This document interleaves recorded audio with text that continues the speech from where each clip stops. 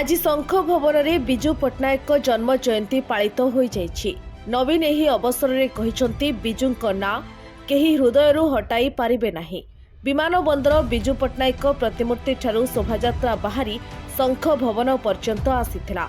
बिजेडीर अनेक वरिष्ठ नेतांक सह आहुरी अनेक कर्मकर्ता उपस्थित थिले। विजुंक जयंती को पंचायतराज दिवस भावे पालन करने मना करिबारु बिजेडी मध्यरे असंतोष देखा देछि।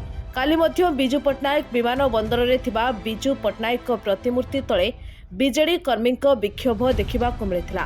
एथिरे राज्यर बिजेडीर बड़ बड़ नेता माने जोग देबा सहित सरकार नेथिबा निष्पत्ति ग्रहण योग्य नुहे बोली कहिथिले।